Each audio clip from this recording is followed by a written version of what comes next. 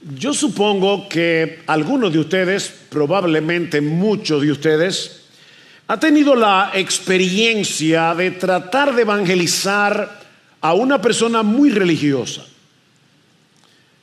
que a pesar de su religiosidad, o como dirían en el día de hoy, a pesar de su espiritualidad, se resiste a aceptar la verdad pura y simple del Evangelio. Toda su vida ha girado en torno a las prácticas de su fe. Se ha aferrado a sus rituales, a sus ceremonias, confiando en que cada una de esas cosas lo acercará más a Dios. Así que cuando te escucha decir que el acceso a Dios no depende de lo que Él haga, sino de lo que hizo Jesús, todo su mundo se tambalea. ¿Han tenido esa experiencia? No lo puede aceptar, porque eso querría decir que todo en lo que él ha confiado a lo largo de toda su vida no es más que una ilusión, que su esfuerzo no tiene ningún mérito para ganar el favor de Dios, que su religiosidad y sus obras no le sirven de nada si no ha venido a Cristo en arrepentimiento y fe. Bueno, mis hermanos, esa es la misma reacción que tuvieron los judíos que acusaron a Esteban en Hechos capítulo 6 y capítulo 7. Durante siglos la vida de los judíos había girado en torno al templo en Jerusalén. Allí se ofrecían los sacrificios, se celebraban las fiestas, allí estaba la presencia de Dios. Pero ahora estos primeros cristianos estaban proclamando que el acceso a Dios no es a través de un edificio, sino a través de una persona, nuestro Señor Jesucristo. Y eso no solo era inaceptable para ellos, era sumamente ofensivo, porque significaba que su sistema religioso, todo sistema religioso ya no tenía razón de ser. Que todo aquello en lo que habían puesto su confianza no era más que una sombra que apuntaba hacia Jesús. Pero en lugar de humillarse, de rendirse a la verdad, estos judíos endurecieron sus corazones y trataron de detener el mensaje del evangelio, volcando toda su furia en el mensajero. Eso es básicamente lo que encontramos en esta sección del libro de los Hechos, capítulo 6, versículo 1 hasta el capítulo 7, versículo 60, que vamos a considerar en esta mañana. Ahora, mis hermanos, como hemos hecho hasta ahora, obviamente no vamos a explicar con amplitud cada detalle del pasaje. Nos vamos a concentrar en los énfasis del relato y en sus implicaciones prácticas para nosotros hoy. Por eso les decíamos a los miembros de IBCJ, y de paso tómenlo como un consejo: a partir de ahora lean todo el pasaje en el libro de los Hechos antes de venir a la iglesia el domingo. Eso les será de muchísima ayuda para seguir el hilo del mensaje.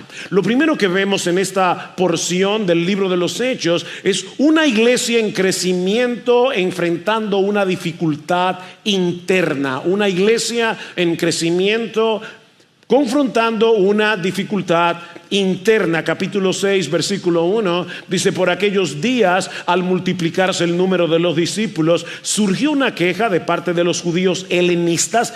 La Reina Valera del 60 dice de los griegos, en contra de los judíos nativos, porque sus viudas eran desatendidas en la distribución diaria de los alimentos. Los judíos helenistas eran judíos que se habían criado en Israel y por lo tanto su idioma natal no era el hebreo, no era el arameo, era el griego. Así que su idioma, su cultura eran diferentes a los creyentes que se habían criado toda su vida en Israel. Israel. Ahora, es importante aclarar que estas viudas de los judíos helenistas no estaban siendo desatendidas por el hecho de pertenecer a este grupo en particular. El problema fue el crecimiento de la iglesia, no era discriminación. ¿Lo vieron en el versículo 1? Por aquellos días, al multiplicarse el número de los discípulos, no era discriminación, era crecimiento. Cuando una iglesia crece rápidamente, como creció la iglesia de Jerusalén, es probable que sucedan este tipo de cosas, aunque no por eso dejan de ser lamentables. Ahora, tristemente, en vez de hablar directamente con los líderes de la iglesia, en vez de exponerles la situación con amor, con respeto, algunos de los afectados comenzaron a murmurar. Y esta es la misma palabra que se usa en la Septuaginta, una versión griega del Antiguo Testamento, para referirse a los judíos que murmuraron contra Moisés en el desierto. Lo vemos en Éxodo 16, lo vemos en Número capítulo 12. Mis hermanos, la murmuración es un grave pecado a los ojos de Dios. Un pecado que, si no se detiene a tiempo, puede terminar dividiendo una iglesia. Leí recientemente que murmurar es como prender una fogata en el pasillo de la iglesia y luego sorprenderse de que todos olemos a humo. Eso es murmurar. Es convertir una preocupación legítima en un incendio descontrolado, peor que el que sucedió recientemente en Los Ángeles, California. En vez de traer el problema a las personas adecuadas, los murmuradores deciden usar la estrategia menos efectiva, pero sin embargo la más popular. Hablar de la situación con todo el mundo, menos con quienes deben hablar. Yo repito, esa es la decisión menos efectiva, pero lamentablemente es la más popular. Hace muchos años un hermano me regaló un libro que se titula Los dragones bien intencionados. Y la idea decía ¿cómo se llama? La contraparte del libro decía: toda iglesia tiene su cuota de dragones bien intencionados. Tienen buenas intenciones, pero terminan destruyendo la iglesia si no se detienen a tiempo. Y mis hermanos, eso es precisamente lo que está sucediendo aquí. Había un problema real. Algunas viudas estaban siendo desatendidas, pero en vez de abordar el asunto con los apóstoles, el problema empezó a cocinarse entre los miembros. Y las quejas comenzaron a multiplicarse hasta poner en juego la unidad de la iglesia. Ahora, me llama la atención cómo reaccionaron los apóstoles. Porque por la gracia de Dios, los apóstoles no se dejaron arrastrar por la ola de quejas, ni comenzaron a repartir culpabilidades. ¿Se dieron cuenta? En vez de eso, buscaron una solución sabia, práctica y piadosa. Decidieron elegir a 7 hombres que se encargaran de la distribución de alimentos mientras ellos continuaban dedicados a la oración y al ministerio de la palabra. Vean el versículo 2. Entonces los 12 convocaron a la congregación de los discípulos y dijeron: no es conveniente que nosotros descuidemos la palabra de Dios para servir mesas. Por tanto, hermanos, escoged de entre vosotros 7 hombres de buena reputación, llenos del Espíritu Santo y de sabiduría, a quienes podamos encargar esta tarea, y nosotros nos entregaremos a la oración y al ministerio de la palabra. Muchos buenos comentaristas entienden que en este punto de la historia se eligieron los primeros diáconos que tuvo la iglesia a lo largo de su historia. Ahora noten, los apóstoles fueron sensibles a la situación, pero no se dieron a la tentación de diluir sus prioridades.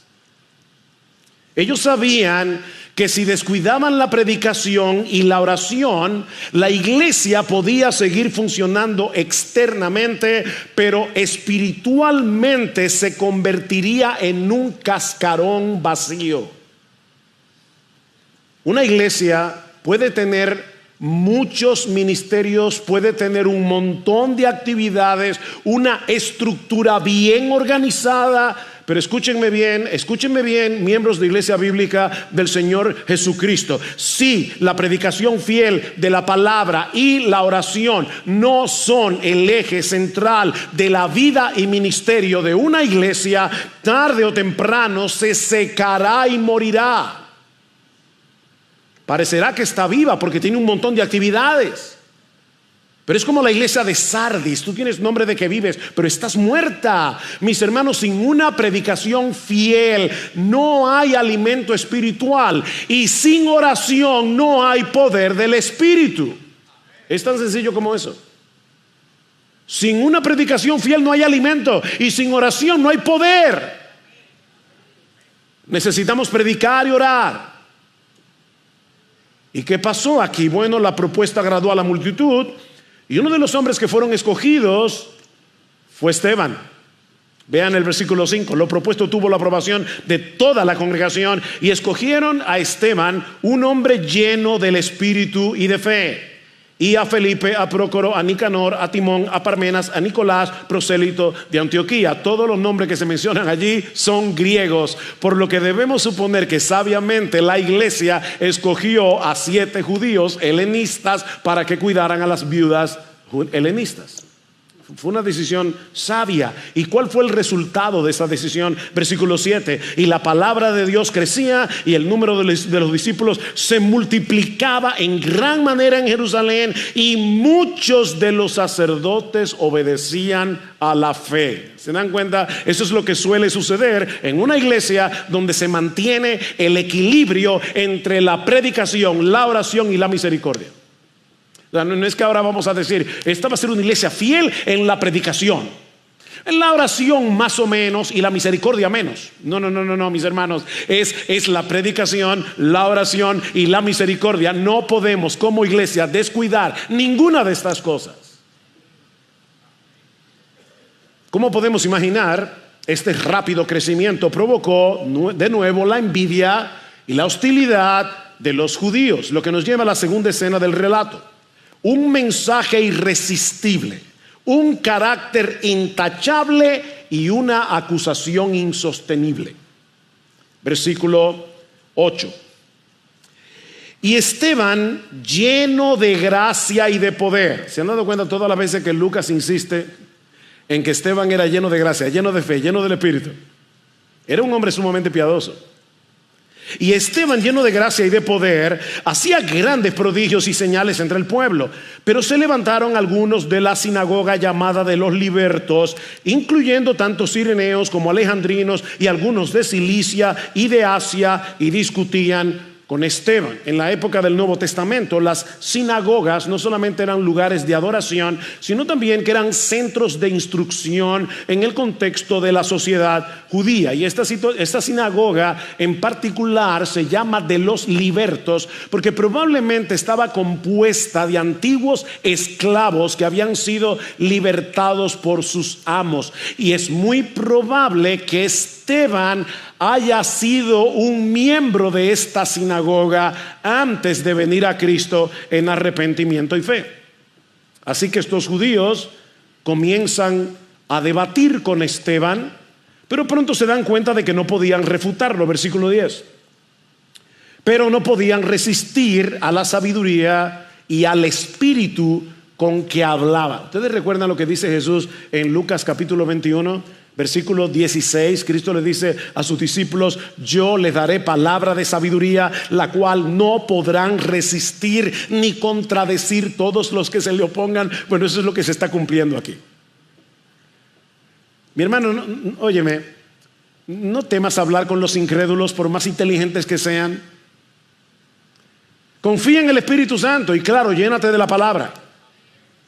Llénate de la palabra y confía en el Espíritu. Que si tú estás lleno de la palabra, déjame darte un secreto: Miren, los inconversos tienen como 5 objeciones que son las mismas que repiten una y otra vez. Cuando tú te aprendas cómo responder bíblicamente estas 5 objeciones, tú te las vas a saber todas, probablemente. Pues son las mismas objeciones, normalmente. Y otro secretico.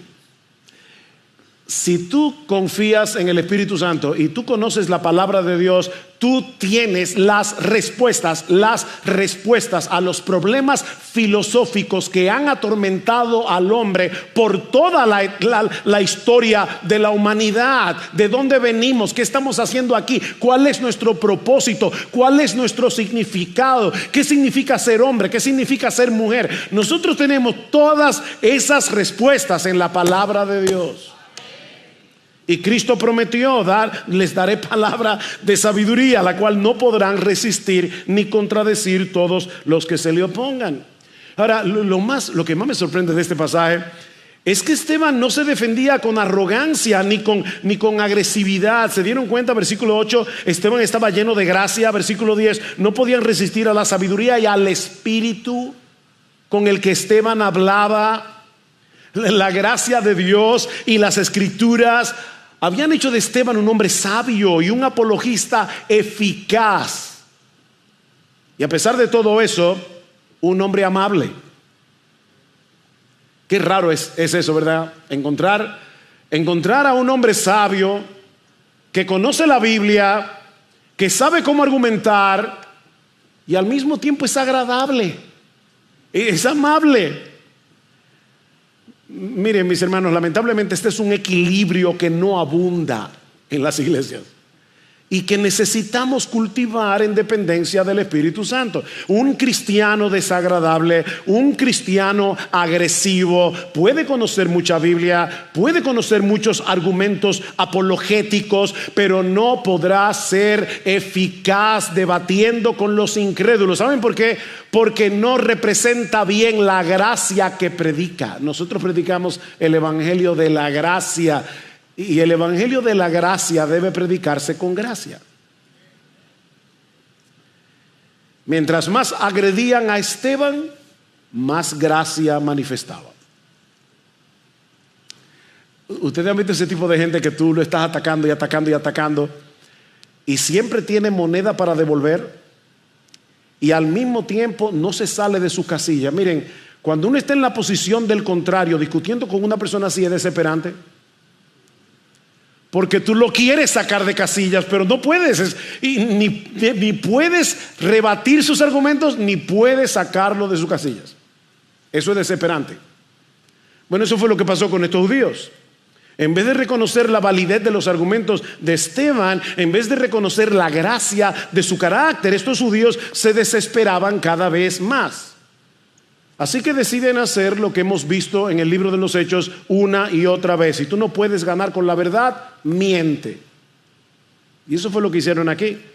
Acusar falsamente a Esteban y llevarlo ante el concilio. Versículo 13. Y presentaron testigos falsos que dijeron: este hombre continuamente habla en contra de este lugar santo del templo y de la ley, porque le hemos oído decir que este Nazareno Jesús destruirá este lugar y cambiará las tradiciones que Moisés nos legó. ¿A qué le suena eso? Las mismas acusaciones que el concilio hizo contra Jesús para condenarle a muerte. Pero entonces ocurre algo curioso. Versículo 15. Y al fijar la mirada en él, todos los que estaban sentados en el concilio vieron su rostro como el rostro de un ángel. ¿Por qué Lucas añade ese comentario? Bueno, es como si Lucas quisiera señalar que mientras lo acusaban de blasfemar contra Moisés, el rostro de Esteban brillaba con un brillo similar al que tuvo Moisés cuando se expuso a la gloria de Dios en el monte Sinaí. Qué irónico, ¿verdad? Ahora, déjeme decir, dice, tenía el rostro de un ángel. Eso no quiere decir que Esteban tenía cara de bonachón, porque los cuadros, sobre todo los cuadros renacentistas, los ángeles son unos muñequitos, niñitos rechonchos con una cara de buena gente. No se imaginen eso, porque los ángeles, como los pinta la Biblia, son muy diferentes. Los ángeles son mensajeros de Dios que están constantemente en su presencia. Así que lo que parece implicar aquí es que Esteban reflejaba el brillo de aquellos mensajeros fieles que estaban en la presencia de Dios. No era cara de bonachón, era cara de ángel. Ahora, ninguna de estas cosas detuvo a estos hombres para proseguir con esta farsa de juicio. Así que el sumo sacerdote llama a Esteban al concilio y lo confronta, capítulo 7, versículo 1. Y el sumo sacerdote dijo: ¿es esto así? Y aquí comienza el discurso de Esteban. Es el discurso más extenso que encontramos en el libro de los Hechos. Es el que le sigue en extensión en el libro de los Hechos. Es la mitad de extenso que este discurso. Así que Lucas se tomó el tiempo para darnos este discurso lo más íntegro posible. Lo que nos lleva a la tercera escena de este relato: una defensa bíblica y confrontadora. Recuerden cuál era la acusación. Esteban está blasfemando contra el templo. Esteban está blasfemando contra la ley de Moisés. Así que Esteban decide hacer un recuento bíblico de la historia de Israel desde sus inicios para demostrar que sus acusaciones no solo eran infundadas, sino que manifestaba una profunda ignorancia de sus mismas escrituras. Cuando uno lee el discurso de Esteban, y si tú lo leíste en tu casa antes de llegar aquí, espero que sí, quizás puedes pensar que era una cadena de versículos de la historia, versículo, otro versículo y otro versículo, sin un orden particular. No, hermanos. Este discurso fue espectacular y con un orden muy específico. Lo que hace Esteban aquí es tomar la historia de Israel y a partir de esa historia traer 3 argumentos que demuestran su punto.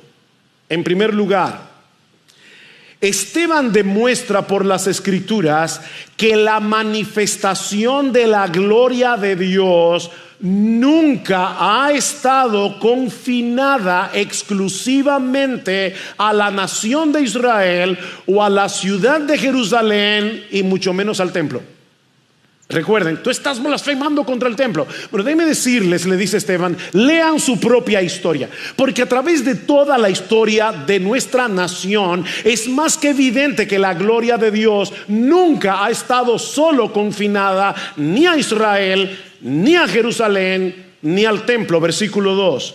Y él dijo: escuchadme, hermanos y padres, el Dios de gloria apareció a nuestro padre Abraham cuando estaba en Mesopotamia, antes que habitar en Harán, y le dijo: sal de tu tierra y de tu parentela y ve a la tierra que yo te mostraré. ¿De dónde era Abraham? Abraham era de Ur de los Caldeos. Y si tú buscas en un mapa te vas a dar cuenta que Ur de los Caldeos se encuentra nada más y nada menos que a 1100 kilómetros de la ciudad de Jerusalén. Así que antes de que Israel existiera como nación, la gloria de Dios se había manifestado a Abraham en Mesopotamia.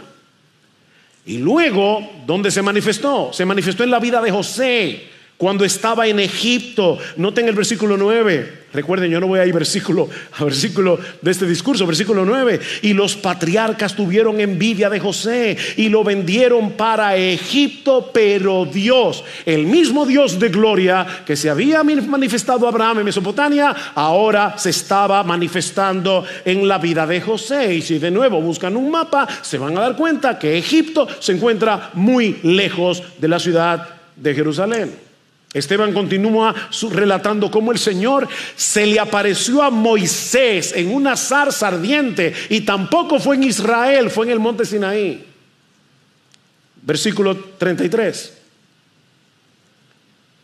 Dice: pero el Señor le dijo: quítate las sandalias de los pies, porque el lugar donde estás es tierra santa. ¿Por qué es tierra santa? Porque allí se estaba manifestando en esa zarza la gloria de Dios. Versículo 38. Este Moisés es el que estaba en la congregación en el desierto, junto con el ángel que le hablaba en el monte Sinaí, y con nuestros padres, el cual recibió palabras de vida para transmitirla a vosotros. ¿Dónde pasó eso? Eso pasó en el Sinaí.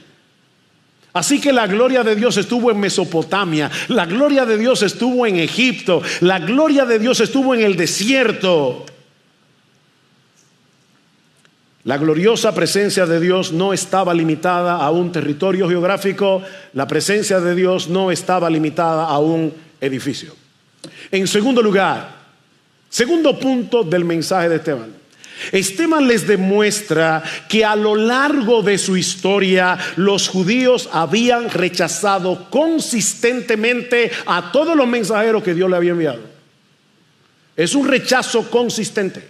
Ya vimos en el versículo 9 que los patriarcas despreciaron a José, a pesar de que Dios estaba con él. En otras palabras, ¿a quienes rechazaron los patriarcas? Rechazaron al hombre de Dios. En los versículos 20 al 29, Esteban relata cómo los israelitas también rechazaron a Moisés en Egipto, porque no entendieron que él era el libertador que Dios les estaba enviando. Argumento que Esteban repite en el versículo 35.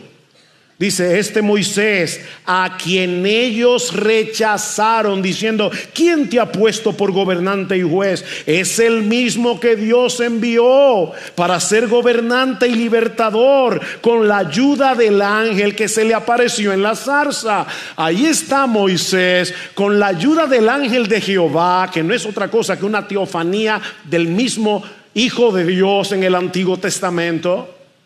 Una aparición del Hijo de Dios en el Antiguo Testamento. Ahí está Moisés en la presencia de Dios. ¿Y qué hicieron los judíos? Los rechazaron a él y a su mensaje. Recuerden que Dios le había dado palabra de vida para que la transmitieran al pueblo, pero ellos rechazaron a Moisés y a su mensaje. Y luego en los versículos 36 al 41, Esteban les demuestra que los judíos no solo volvieron a rechazar a Moisés durante el éxodo, sino que lo que es todavía 1000 veces peor, cayeron en la idolatría, dirigidos nada más y nada menos que por Aarón. ¿Y quién era Aarón? El primer sumo sacerdote. ¿Qué sabio es Esteban? ¿Quién fue que le hizo la pregunta al principio en el versículo 1? El sumo sacerdote. Y ahora Esteban le va a decir: déjame decirte lo que hizo el primer sumo sacerdote al que tú representas. Llevó al pueblo a apartarse de Dios y a hacer un ídolo con un becerro de oro. Versículo 36. Este hombre Moisés los sacó haciendo prodigios y señales. ¿Qué estaba haciendo Esteban? Prodigios y señales. ¿Qué hizo Jesús? Prodigios y señales en la tierra de Egipto, en el Mar Rojo y en el desierto por 40 años. Este es el mismo Moisés que dijo a los hijos de Israel: Dios os levantará un profeta como yo, Jesús, entre vuestros hermanos. Este es el que estaba en la congregación en el desierto junto con el ángel que le hablaba en el monte Sinaí, y con nuestros padres, el que recibió palabras de vida para transmitirla a vosotros, al que nuestros padres no quisieron obedecer, sino que lo repudiaron, y en sus corazones se volvieron a Egipto, diciendo a Aarón: haznos dioses que vayan delante de nosotros, porque a este Moisés que nos sacó de la tierra de Egipto no sabemos lo que le haya pasado. En aquellos días hicieron un becerro y ofrecieron sacrificio al ídolo, y subrayan esto: se regocijaron en las obras de sus manos. Y en un momento van a entender por qué le digo que subrayan eso. ¿Se dan cuenta lo que está pasando aquí? Rechazaron a José, rechazaron a Moisés, rechazaron a Esteban, obviamente. Pero ahora, en tercer lugar, Y esta es la parte neurálgica del discurso de Esteban. Ahora Esteban les demuestra que ninguna edificación humana puede contener la presencia del Dios omnipresente. Tanto el tabernáculo como el templo fueron una bendición temporal para el pueblo de Israel. Versículo 44. Nuestros padres tuvieron el tabernáculo del testimonio. Interesante. Otra traducción puede ser el tabernáculo de la cita. O sea, es el lugar donde el pueblo de Dios hacía una cita con Dios. Era la presencia movible de Dios. El pueblo se movía y Dios se movía con ellos. Dice, nuestros padres tuvieron el tabernáculo del testimonio en el desierto, tal como le había ordenado que lo hiciera aquel que habló a Moisés, es decir, Dios, conforme al modelo que había visto. Escuchen lo que Esteban está diciendo, hermanos, esto es importante. El tabernáculo era como una maqueta que representaba otra cosa. No podemos pensar que el tabernáculo era un fin en sí mismo. Lo glorioso del tabernáculo era que representaba algo más glorioso. ¿Y qué era eso más glorioso que representaba el tabernáculo? El autor de la carta a los Hebreos responde, capítulo 8, ahora bien, versículo 1. El punto principal de lo que venimos diciendo es que tenemos tal sumo sacerdote, Jesús, el cual se sentó a la diestra del trono de la majestad en las alturas, ministro del santuario, escuchen hermanos, y de aquel verdadero tabernáculo que levantó el Señor, no el hombre. ¿Ustedes ven el punto? Ningún hombre puede construir el verdadero santuario donde mora la presencia de Dios. Y tanto el tabernáculo como el templo fueron construidos ¿por quiénes? Por hombres. Versículo 46. David halló gracia delante de Dios y pidió el favor de hallar una morada para el Dios de Jacob, pero fue Salomón quien le edificó una casa. Sin embargo, el Altísimo no habita en casa de manos, hechas por manos de hombres, como dice el profeta. El cielo es mi trono, la tierra es el estrado de mis pies.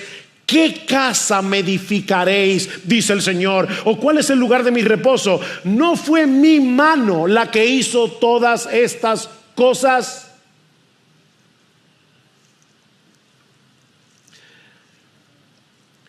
Mis hermanos, aquí hay una sutil pero poderosa conexión que fácilmente podemos pasar por alto. Vean otra vez en sus Biblias el versículo 41. Ahí dice que ellos adoraron a un becerro, obra de sus manos. Luego en el versículo 48 dice que el Altísimo no habita en templos hechos por manos humanas. ¿Qué es lo que Esteban está queriendo decir? Bueno, así como los judíos construyeron con sus manos un becerro de oro y le rindieron adoración, liderados ahora nada más y nada menos que por Aarón, el sumo sacerdote, estaban adorando al templo. El punto de Esteban es: ustedes hicieron un ídolo en el desierto y ahora hicieron del templo un ídolo hecho por manos humanas. En vez de poner su confianza en aquel a quien el templo representaba, ustedes han puesto su confianza en el templo mismo. Ustedes recuerdan lo que Jesús les dijo en cierta ocasión a los judíos. Dijo: uno mayor que el templo está aquí. Uno mayor que el templo está aquí. Leí recientemente una historia que ilustra perfectamente qué es lo que está sucediendo con estos judíos. Imagínense que a un niño sus padres les regalan un carro de juguete. No sé cuántos de ustedes recuerdan, bueno, es de mi generación, yo no sé si eso existe todavía, pero los carros Matchbox, ¿eso existe? Son unos carritos de juguete, eran geniales en mi época. Pero el punto es que estos padres le regalan un carrito Matchbox o de juguete a este niño de 8 años y le dicen: hijo, cuando cumplas 16 te vamos a regalar un carro de verdad. Este carrito es solamente un adelanto de lo que está por venir. Bueno, el muchacho crece. Cuando cumple 16 años, su padre le entrega las llaves de un carro nuevo y le dice: hijo mío, ahí está el carro. Pero resulta que el muchacho lo rechaza, diciéndole a su papá: no, gracias, yo tengo mi carrito. Desde que tengo 8 años, es mi carrito. ¿Por qué me lo quieren quitar? Y cuando su padre intenta explicarle que ese carro de plástico nunca fue el objetivo final, era una señal de algo mayor, el joven termina molestándose y le responde: ¿cómo me vas a quitar mi carrito? ¿No entiendes lo importante que ese carro es para mí? Suena ridículo, ¿verdad? Eso es exactamente lo que hicieron los líderes religiosos con el templo. Dios les había dado el templo como una sombra de algo infinitamente mayor, la presencia misma de Dios en la persona de su Hijo. Ustedes recuerdan Juan 1:14, y aquel verbo se hizo carne y habitó entre nosotros y vimos su gloria, gloria como del unigénito del Padre, lleno de gracia y de verdad. Pero en lugar de recibir el cumplimiento de la promesa, estos judíos se aferraron al símbolo y rechazaron la realidad. En otras palabras, ellos abrazaron la maqueta y despreciaron a aquel a quien la maqueta representaba. Así que entonces, ¿quiénes son los que en realidad están despreciando la ley y están despreciando al templo? ¿Saben lo que ha hecho Esteban muy sabiamente? Tomó la historia de Israel, comenzó a encadenar versículo con versículo hasta convertir a los acusadores en acusados. Vean el versículo 51. Vosotros, ahora ya, ¿recuerdan la cara de ángel? Él sigue teniendo todavía cara de ángel en este momento. Vosotros que sois duros de cerviz e incircuncisos de corazón y de oídos, resistís siempre al Espíritu Santo, como hicieron vuestros padres, así también hacéis vosotros. ¿A cuál de los profetas no persiguieron vuestros padres? Ellos mataron a los que antes habían anunciado la venida del justo, a Jesús, del cual ahora vosotros os hicisteis traidores y asesinos, vosotros que recibisteis la ley por disposición de ángeles y sin embargo no la guardasteis. ¡Wow! Miren, Esteban sabía que eso podía costarle la vida, y de hecho le costó la vida. Pero aquí tenemos a un hombre lleno del Espíritu Santo, no lleno de temor. ¿Qué les dice Esteban? Ustedes llevan en su cuerpo la marca de la circuncisión, que representa al pueblo que pertenece a Dios. Pero ¿saben qué? Vuestros corazones están muy lejos de ese Dios al que ustedes creen que pertenecen.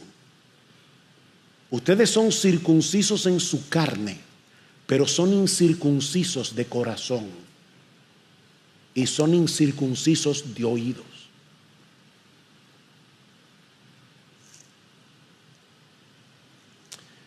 Y déjenme decirle, hermanos, eso es lo mismo que sucede hoy con mucha gente bautizada.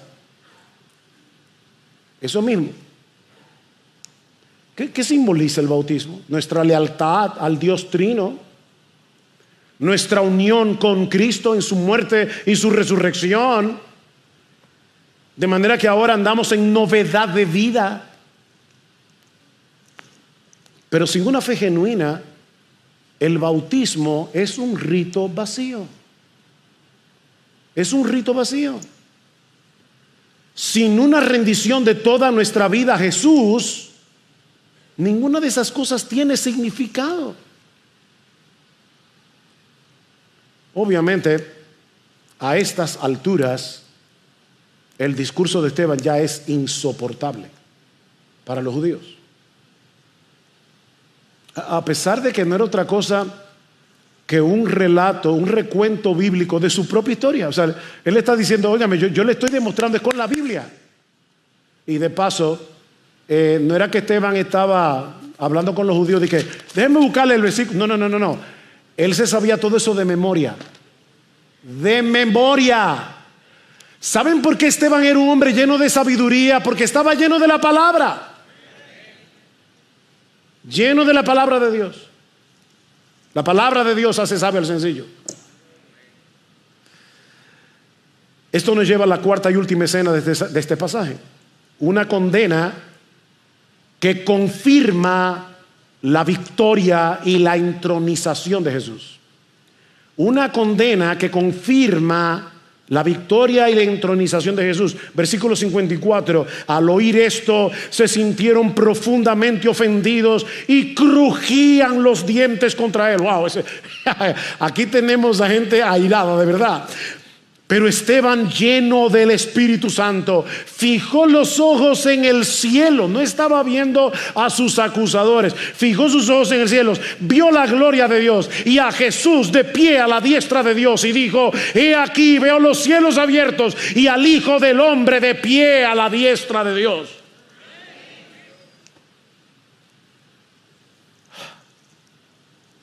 ¿Se dan cuenta, hermanos, qué es lo que significa esto?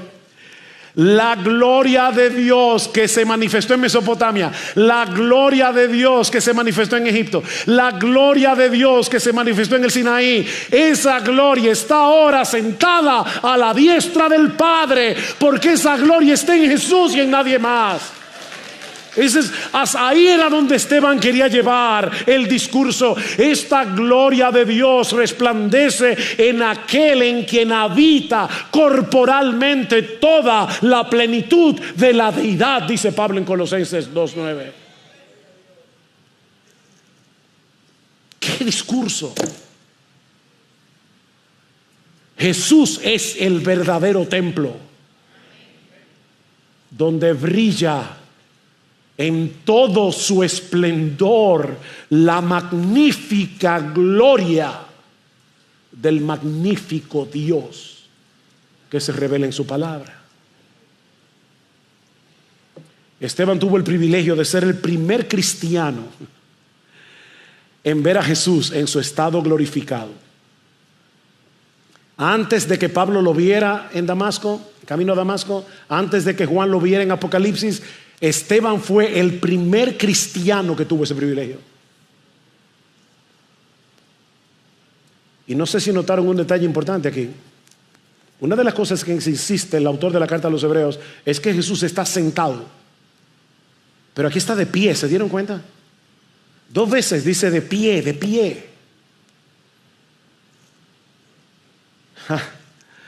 Es como si Jesús se hubiera puesto de pie cuando le dio a Esteban la capacidad de mirar su gloria, como aquel que se levanta del trono no solamente a vindicar a su siervo, sino a recibirle con los brazos abiertos. Aquí te espero, hijo mío.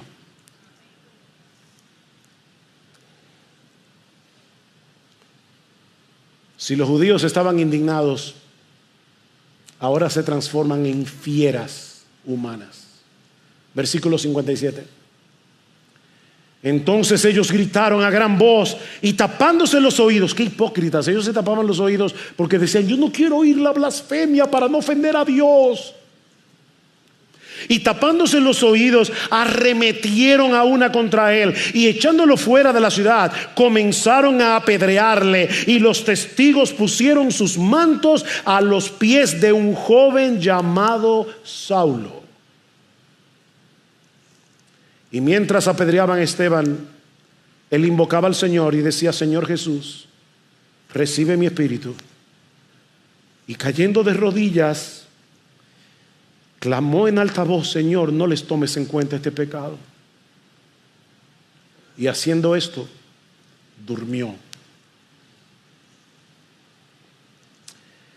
Lucas introduce de pasada a un joven aquí llamado Saulo,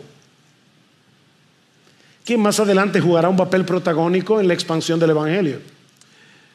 Pero ahora simplemente Saulo aparece como testigo y cómplice del asesinato de Esteban. Y no sé si se dieron cuenta, mis hermanos, pero hay un paralelismo evidente entre la muerte de Cristo y la muerte de Esteban. Ambos fueron acusados falsamente de blasfemia.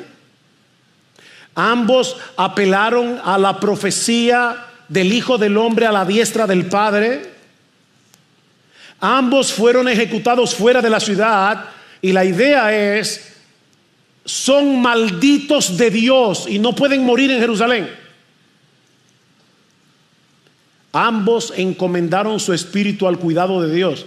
Y es interesante porque en el caso de Jesús, él dice: Padre, en tus manos encomiendo mi espíritu. Pero ¿qué hace Esteban? Encomendarle su alma a Jesús. Jesús se encomienda al Padre, Esteban se encomienda a Jesús. Porque Jesús es Dios. Ambos rogaron por sus enemigos. ¿Se dieron cuenta? Padre, perdónalos. Ellos no saben lo que hacen. ¿Y qué hizo Esteban? Lo mismo. No les tomes en cuenta este pecado. Y la muerte fue para ambos una puerta que los llevó a la gloria. ¿Saben qué nos recuerda esa similitud? Que debido a nuestra unión con Cristo, nosotros participamos de sus sufrimientos y Él participa de los nuestros. Más adelante vamos a ver cómo Jesús se aparece a Saulo, en su camino a Damasco y le dice: Saulo, Saulo, ¿por qué me persigues? Jesús se identifica con nuestro sufrimiento. La iglesia no sufre sola. El cristiano no sufre solo. Cristo está a la diestra del Padre, pero no es indiferente a la aflicción de su pueblo. Él está a nuestro lado en el sufrimiento. Oh, mi hermano, yo sé que hay muchos hermanos y hermanas aquí que están pasando situaciones aflictivas muy difíciles. Y he rogado al Señor que esto sea de consuelo para ti, como lo fue para mí. Él está a nuestro lado en el sufrimiento. Él nos sostiene en medio de la prueba. Y lo que es todavía más misterioso, Jesús se vale de nuestro sufrimiento para hacer avanzar su obra en el mundo. ¿Cuál fue la orden que el Señor le dio a los discípulos en Hechos 1:8? Me seréis testigos en Jerusalén, en toda Judea, en Samaria, hasta lo último de la tierra. Esta iglesia estaba creciendo y creciendo y creciendo allí en Jerusalén, todos juntitos, nadie se quería ir. ¿Qué hizo el Señor? Permitió que se levantara una persecución, y Esteban no lo sabía, pero su muerte fue lo que abrió la puerta a la empresa misionera. ¿Qué dice el capítulo 8? Saulo estaba de completo acuerdo con ellos en su muerte. En aquel día se desató una gran persecución en contra de la iglesia en Jerusalén, y todos fueron esparcidos. No vamos a ver ese texto hoy, lo veremos cuando toque Hechos 8, pero la palabra que se usa allí como esparcido significa diáspora. Es cuando el sembrador esparce las semillas en el campo para que crezca una gran cosecha. Y esa es la palabra que está usando Esteban aquí. No es un exilio, es una diáspora. Todos fueron esparcidos por las regiones de Judea y Samaria, excepto los apóstoles. ¿Y qué hicieron? Versículo 4: así que los que habían sido esparcidos iban predicando la palabra. Y al predicar la palabra, así nació la iglesia en Antioquía. Y en la iglesia de Antioquía fue la iglesia que luego enviaría a Pablo y a Bernabé a la obra misionera en toda Asia y luego en Europa. ¡Wow! ¿Quién detiene a Dios? ¿Quién puede detener la obra de Jesús?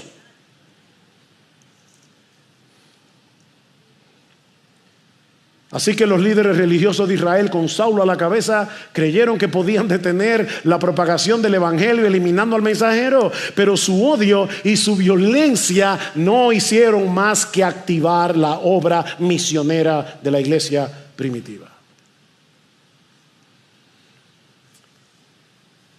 Conclusión: este relato sigue siendo tan relevante para ti y para mí hoy como lo fue cuando Lucas lo escribió. El mundo sigue aferrándose a sus filosofías, a sus actividades religiosas, a su justicia propia, a sus supuestos méritos personales. Todo con tal de no reconocer a Jesús como el único camino al Padre. Es lo mismo. Pero ¿sabes qué, mi amigo? Tú puedes rechazar a Jesús y seguir aferrado a tu religión, y seguir aferrado a tu filosofía, y seguir aferrado a tu decencia, y seguir aferrado a tu moral, pero eso no cambia la verdad. Tu rechazo no cambia la verdad. Jesús es el único y verdadero lugar de encuentro con Dios. El único. Mis hermanos, de paso, este no es el templo. Yo no sé cuántas veces yo voy a repetir eso, una y otra vez, pero hermanos, esto no es un templo, esto es un edificio que alberga el verdadero templo. Esto no es un templo. Hay personas que creen que si oran debajo de este edificio, la oración va a subir más rápido. Así como hay gente que va a Israel pensando, estoy en tierra santa. No, tú estás en un pedazo de tierra igualito que en Baní o en Barahona. Claro que ir a Israel es un tremendo privilegio. Ustedes saben, los que saben que yo fui a Israel en el 17, 16, por ahí no me acuerdo, y realmente fue el viaje de nuestra vida. Es increíble estar allí y ver la historia con tus propios ojos. Para eso sí es bueno ir a Israel. Pero óyeme, cuando tú estás en Israel y tú le estás orando a Dios, esta oración va a subir igualito que si estás en cualquier lugar del mundo. Óyeme, tú estás en Cristo y Él es el templo. Jesús es el templo. Y todos aquellos en quienes Él mora por su Espíritu. Él hizo de nosotros un templo. ¿Saben lo que está haciendo Jesús con su iglesia? La iglesia está creciendo y es un preámbulo de cuando toda la tierra sea llena de la gloria de Jehová, cuando Cristo vuelva. Pero mientras tanto esa gloria sigue creciendo y sigue creciendo y sigue creciendo.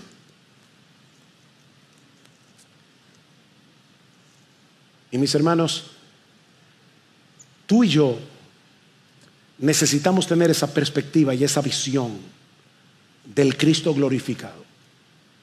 Tú y yo necesitamos ver a Cristo como Esteban lo vio.